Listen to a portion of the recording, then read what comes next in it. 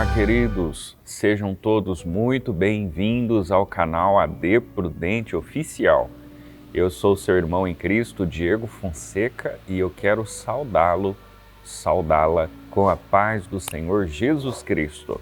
Nós somos a Igreja Evangélica Assembleia de Deus, Ministério do Belém, em Presidente Prudente, igreja presidida pelo pastor Samuel Padilha de Siqueira, em quem, no seu nome, registro o cumprimento a você, irmão e irmã, que sempre acompanha, interage, compartilha esta programação. Nós estamos estudando o quarto trimestre de 2023, especialmente falando sobre missões. Missões até os confins da Terra. Excepcionalmente, hoje, nós estudaremos a lição de número 6, orando, contribuindo e fazendo missões. O texto áureo deste presente argumento está em Isaías capítulo 6, versículo 8, que diz: Depois disso, ouvi a voz do Senhor que dizia: A quem enviarei? Quem há de ir por nós? Então disse eu: Eis-me aqui, envia-me a mim. A verdade prática afirma: nem todos são chamados para ir ao campo missionário, mas todos têm a responsabilidade de orar e contribuir com essa obra.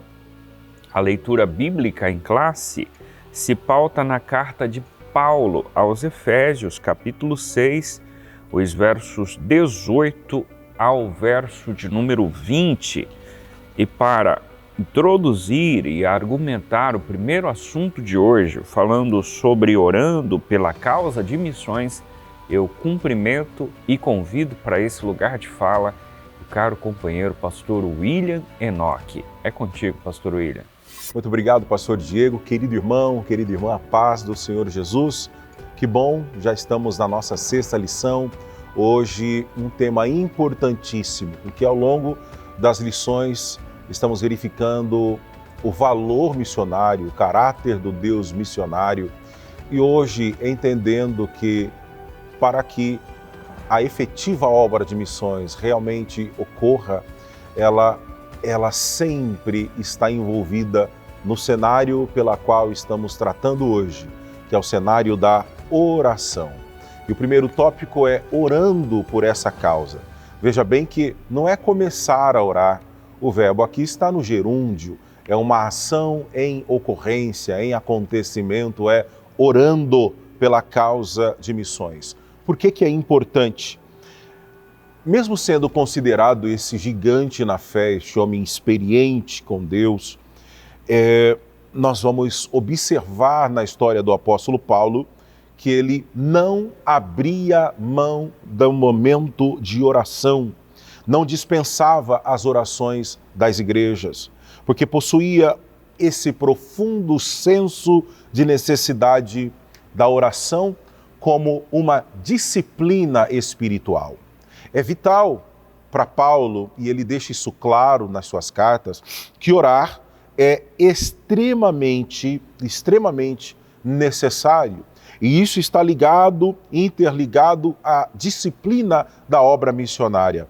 E a partir disso, não podemos imaginar uma obra de missões sem pessoas comprometidas com a oração. E a oração aqui, a oração disciplinada, como escreve o pastor Gabi. Nesse sentido, passamos a destacar pelo menos duas finalidades da oração na obra missionária. A primeira delas é a intercessão e depois o despertamento da igreja local para a obra de missões. Como é a intercessão?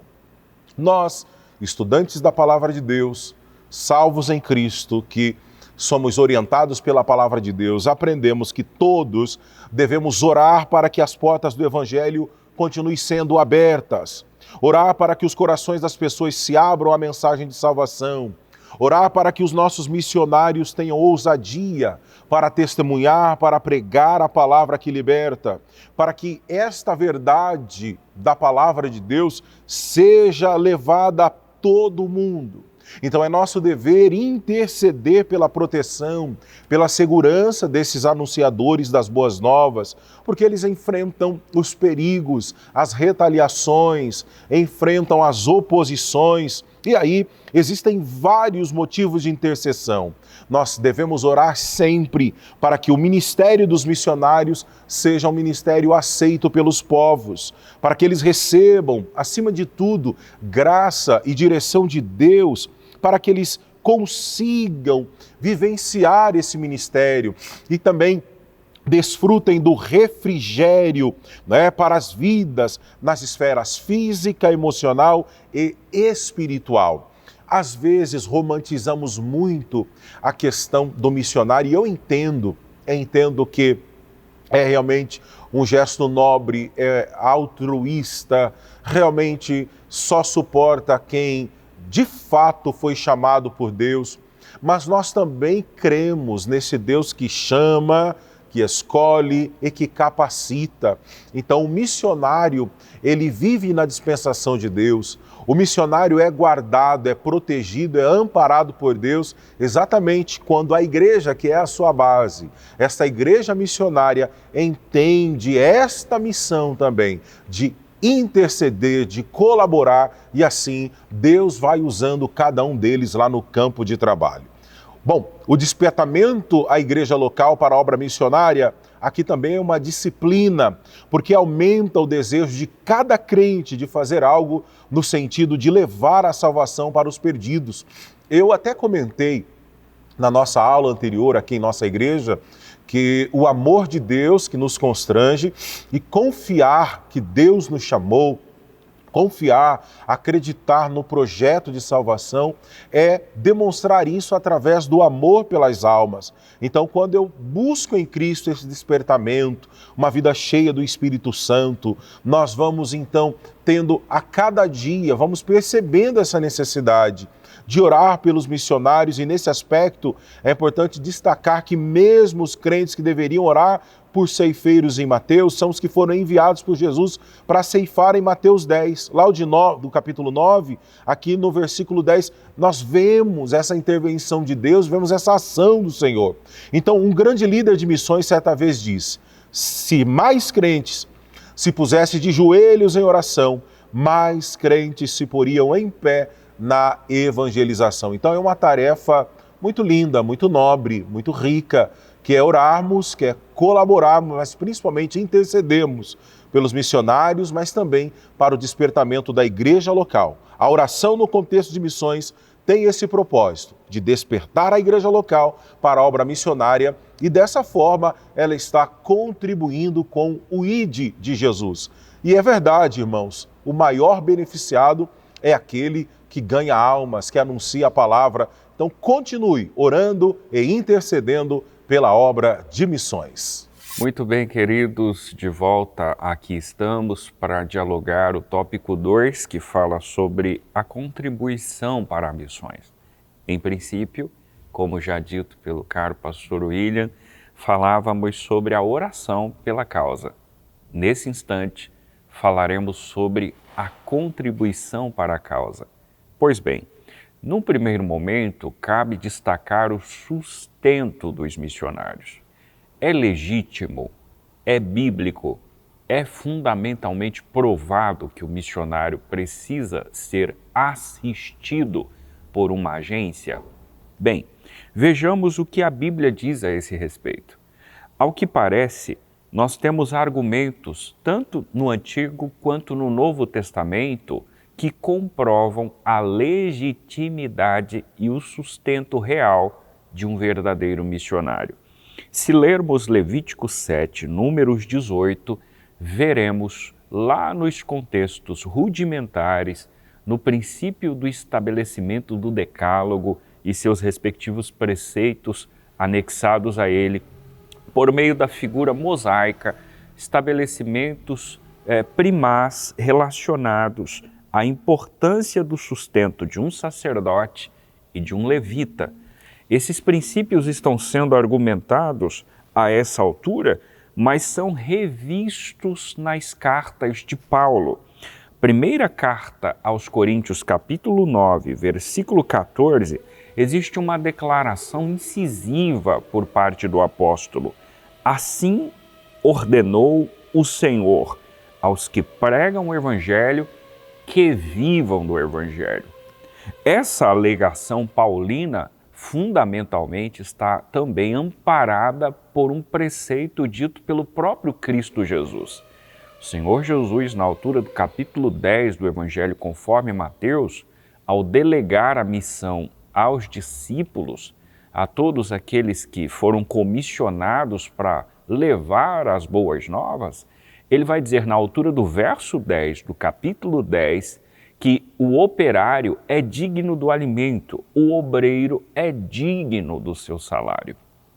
Não obstante, fazermos recortes muito precisos de textos que ora estão explícitos no nosso material, quer num contexto vétero ou neotestamentários, estes textos são textos comprobatórios, que comprovam, que legitimam, que afirmam, que sustentam que, de fato, o missionário precisa ser amparado por uma agência, por uma igreja, assistido em suas tarefas missionárias.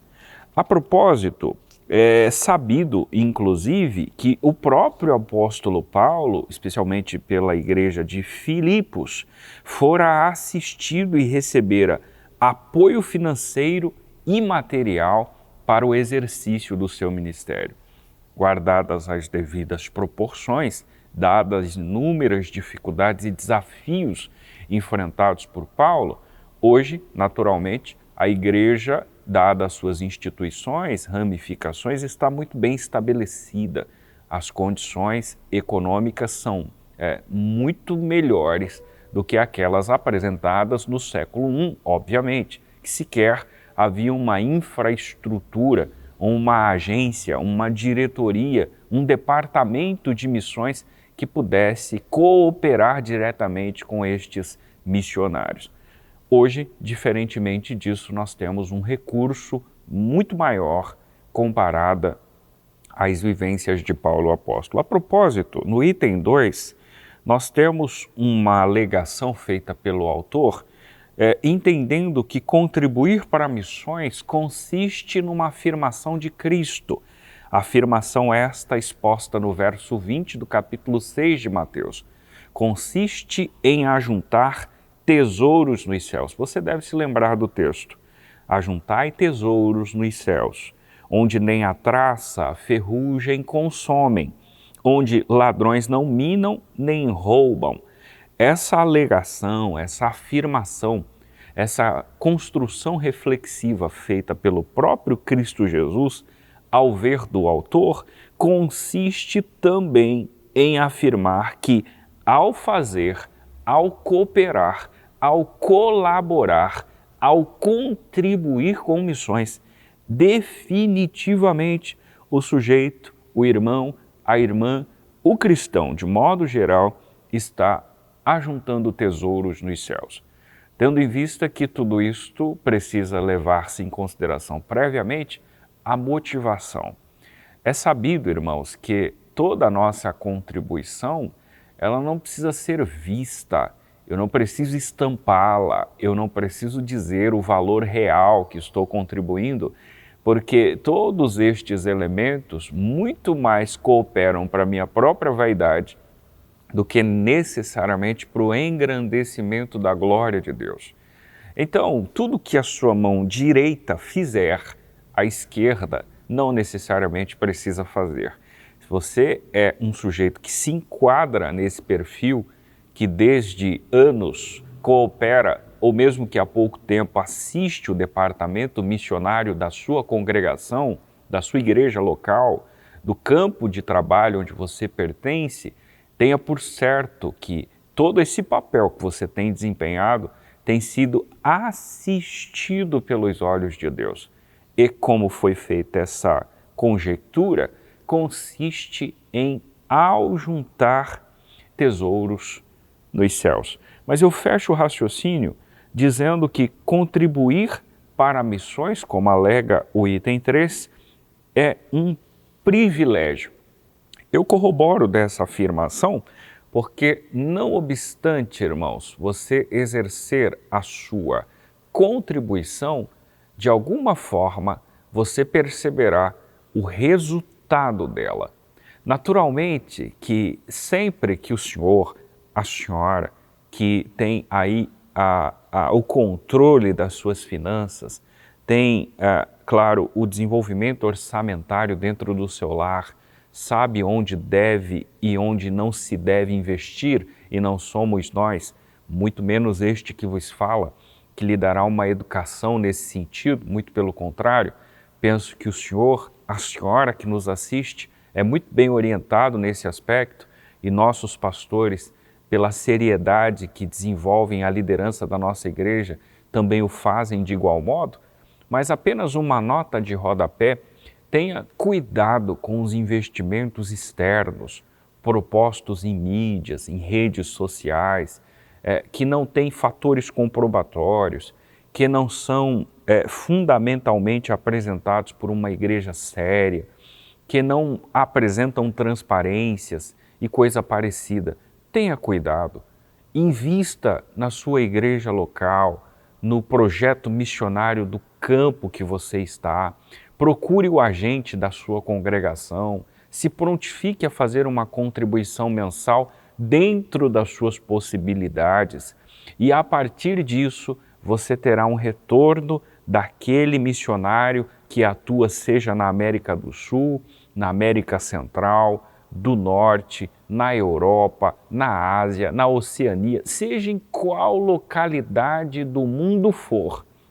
Você terá um repertório de informações muito maior e uma segurança de que aquela contribuição tem sido investida no lugar certo, com pessoas certas, o nome do Senhor tem sido glorificado, tem sido espalhado, novos exemplares bíblicos têm sido adquiridos, outras pessoas têm tido a oportunidade de ler a Bíblia em suas próprias traduções, e você indiretamente, não obstante não estar no campo missionário, está cooperando diretamente com aquele que lá está.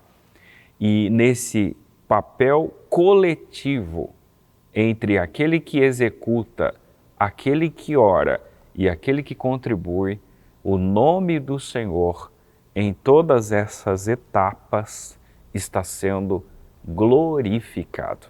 Muito bem, vamos ao nosso terceiro tópico, a chamada para ir. Deus quer usar cada um de nós. Somos, então, servos de Deus, salvos em Cristo. Mas isso não significa que, uma vez salvo, eu não tenha que fazer mais nada para Deus, e eu sei que você já compreende isso. Ocorre que todo cristão precisa também refletir, lembrar e praticar que cabe a nós uma responsabilidade de anunciar a Cristo. E se nós nos dispusermos a esse serviço, seremos abençoados pelo Senhor. Todo crente deve estar pronto para ir, está pronto para fazer o trabalho missionário, deve estar pronto para levar as boas novas de salvação aos moradores, seja eles do campo, da cidade, estudantes, as donas de casa, as autoridades, os órfãos, os profissionais liberais, os mais ricos, os mais necessitados, os dependentes químicos, as prostitutas, os marginalizados pela sociedade. Todas essas pessoas são alvo da bênção, da graça de Deus. Porque é válido lembrar também que todo coração sem Jesus é um campo missionário. No entanto, Deus deseja usar a sua igreja em todos os lugares, nos hospitais, nos presídios, nas casas de recuperação, nas clínicas, nas escolas, no nosso ambiente de trabalho. Deus quer usar cada um de nós para que o Evangelho seja pregado e anunciado a essas pessoas. Então, para pregar o Evangelho, o Senhor não enviará os seus anjos, mas Ele conta com os homens, com as mulheres aos quais ele comissionou para essa tão grande e preciosa obra. Agora, também há um investimento a ser feito. É importante que seja lembrado que deve haver essa obediência à chamada missionária. E aqui, quando falamos de chamada missionária, não necessariamente estamos falando daquele caso em específico onde o irmão vai atravessar a fronteira e anunciar a palavra de Deus em um país, seja distante ou muito perto de onde ele está. Não necessariamente. Também existem os nossos missionários, como já aprendemos nas missões transculturais. Mas há um clamor para anunciarmos o Evangelho próximos a nós, a começar pela nossa família, os nossos colegas de trabalho, e entender essa chamada missionária é lembrar que nas Escrituras, por exemplo, vemos Deus chamando pessoas para uma grande obra. O caso do profeta Isaías mesmo foi chamado por Deus no templo enquanto o adorava. Isaías capítulo 6, ele tem um encontro, tem uma transformação a partir disso. Já o profeta Jeremias recebe a sua chamada antes de nascer, antes do seu nascimento. É o Senhor quem diz, mesmo antes de nascer, eu já te conhecia, já te formei, as nações eu te dei por profeta. Jonas recebeu um chamado específico para Nínive. O Senhor Jesus chamou os seus discípulos também, quando a maioria deles ainda exercia o ofício ou uma tarefa profissional.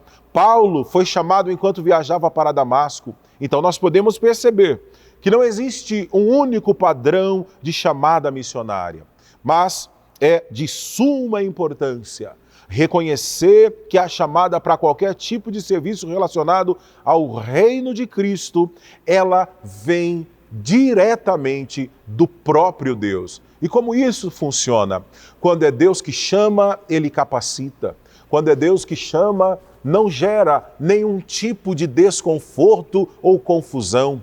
Quando Deus chama, Ele direciona, Ele abre as portas. Então creia, se Deus te chamou para uma grande obra, avance, faça com amor, seja destemido, seja destemida, e Deus irá honrar o seu ministério. Qual é o caráter e o testemunho na obra missionária? Esse crente, além de ser chamado por Deus, ele tem o dever de fazer a diferença no cumprimento do ide de Jesus. Então a expressão, vós sois o sal da terra, porque você já sabe, a função principal do sal, se dissermos o sal serve apenas para salgar, é muito básico. O sal serve para conservar, o sal serve para dar o sabor, o sal serve para temperar. Então, o cristão que faz uma obra para Cristo, ele é este instrumento de Deus, sendo direcionado por Deus para levar esta mensagem que liberta, que transforma. Então, essa sentença nos remete a este caráter de ser diferente. Carrega, então, esse sentido que eu já disse, que é de trazer o sabor, que é marcar a vida das pessoas por meio das nossas vidas. Então, a expressão, vós sois a luz do mundo, aqui é a ideia do nosso testemunho pessoal. A luz deve brilhar em meio às trevas, no contexto em que estamos inseridos. Eu disse uma ocasião aqui na igreja que para conquistarmos alguém para Cristo, precisamos primeiro ser conquistados por Ele. E para conquistar alguém para Jesus, eu preciso também conquistar essa pessoa com a minha amizade, com a cordialidade, com o respeito, com o carinho, com o afeto. E a partir disso, sem julgamentos, sem querer fazer nada além daquilo que é dentro da normalidade, sem forçar nada.